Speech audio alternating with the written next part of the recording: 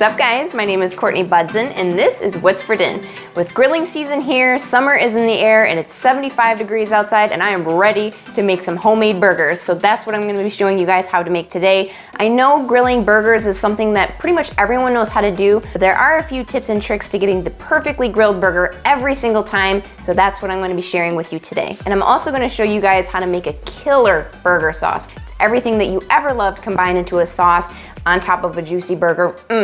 Doesn't get any better than that. And soon I'm gonna be showing you guys how to make these delicious homemade sweet potato burger buns. Oh, I'm drooling already, so we might as well just get into it right now. So the first thing we're gonna do is make our patties. Now the key to making a perfect burger every time is having the right type of meat. You don't want ground round, you don't want ground beef, you wanna look for ground chuck because that has the highest fat content and you wanna get it at least 20% fat, 30 if you're a daredevil, but the more fat that you have in your meat, the more flavorful and juicy your burger is gonna be. Another tip I have is don't freeze it. Don't put it in the freezer because it does something to the flavor when it's fresh and you patty it up, put it on the grill straight away. The flavor is just amazing, so trust me on that. So to make our patties, the key to making a good patty is not to mess with the meat too much. So take off a decent chunk and I'm gently pressing, I'm not pressing you don't want to do that because then you're going to get a really dense, compact burger. You really just want to gently pat it together. And when you're using a meat with higher fat, it stays together easier. As opposed to using ground beef, it could be falling apart. Now another tip, when you're making your patties, a lot of times when you're cooking them on the grill, they'll puff up and they'll turn into like a hockey puck. And then when you try to sit a bun on top, it kind of like teeters and totters. You don't want that. So a really good trick is to make a thumbprint in the center. That way, when it cooks, that center part's gonna rise until it meets with the rest of it. Just a cute little tip. So I'm gonna patty up the rest. So once you got them all pattied up, you can go ahead and season them up, and I just use some salt.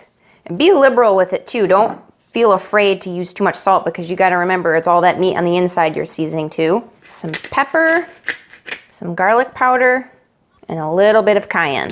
Just a little bit. And then I do that to both sides of the patty. So our burger patties are all ready to go and prepped, but before we throw those on the grill, we wanna make sure that we get everything else out of the way so that we're not distracted when they're on the grill. So I got my homemade buns cut up, ready to go, got my cheeses out. I'm using Munster, pepper jack, some cheddar, and then I got my tomatoes, onion, lettuce, dried, washed, ready to go. And I also have my special sauce made up and ready to go as well. Now this is so easy and real quick, I'm gonna show you guys how to make this. In a bowl, you're gonna wanna put some good quality mayonnaise, some ketchup, some Dijon mustard. If you don't like Dijon, you can just use regular mustard, some sweet relish, a little tiny bit of white vinegar. And for spices, you're gonna use some garlic powder, some onion powder, and the usual salt and pepper. I'm adding some hot sauce. You can choose not to if you don't like things spicy, but this just adds a little bit of heat. And then just whisk it all together until it's very well combined.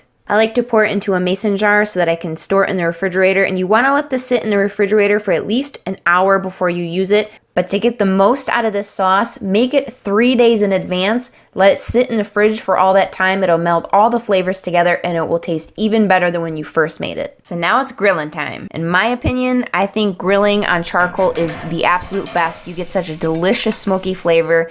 But if you want to use a gas grill, then go for it. However, if you are cooking on charcoal, make sure that they're ready. They'll turn a grayish, kind of whitish color, and all the black will be gone. That means they're nice and hot and ready to go. Now, how long you cook your burgers all depends on what you like, how hot your grill is, and how thick you made your burgers. Personally, we like ours medium well, so we let it cook on the first side for about 4 to 5 minutes. Once you put those burgers down, you don't want to keep flipping and flopping them all over the place. You just want to leave them alone until they kind of release on their own. And then on the second side, we cooked it for about 7 minutes. Eventually, you're gonna get the feel for what your grill is like. And right before they're done cooking, I like to top it with the cheese so it gets all melty and yummy and yummy.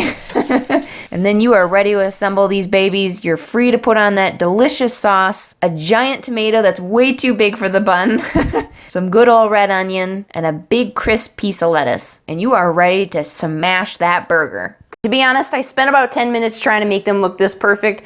They don't gotta look like this. I only did it for the sake of the video, but I don't wanna wait anymore. I'm diving in. I'm hungry. Really, really, really should have a bib for this. I don't even know how this is gonna happen. Oh, words cannot express how delicious this is. This has just the right amount of juiciness. That sauce is just absolutely perfect on this. Don't sneeze on the burgers. You see that dab?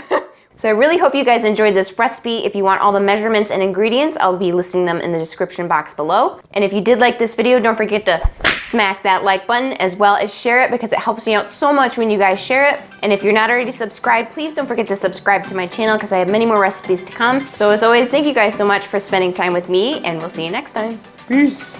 Here goes nothing.